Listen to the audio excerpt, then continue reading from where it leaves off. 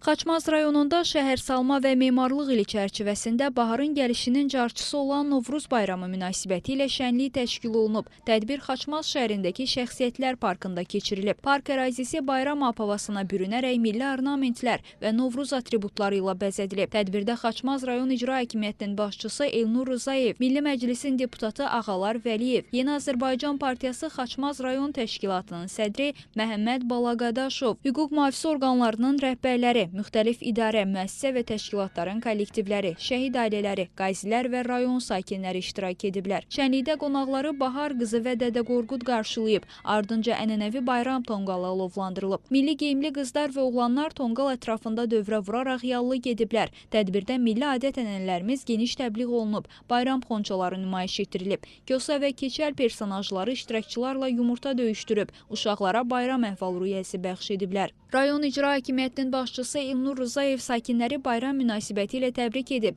xalqımıza sülh, əminamanlıq və rifah arzulayıb. El şənliyində bahar mövzusunda rəsm əsərləri, xalq sənətkarlığı nümunələri, şəhərsalma və memarlıq ilinə həsr olunan stendlər nümayiş etdirilib. İctimaiyyət nümayəndələri rayonda istehsal olunan məhsulların sərgisi ilə tanış olub. Bayram süfrələrində milli mətbəximizin ləziz təamlarından dadıblar. Parkda idmançıların və pəhləvanların nümunəvi çıxışları maraqla qarşılanıb. Yerli mədəniyyət işçiləri tərəfindən hazırlanan geniş konsert proqramında xalq mahnıları, rəqslər və folklor nümunələri səsləndirilib.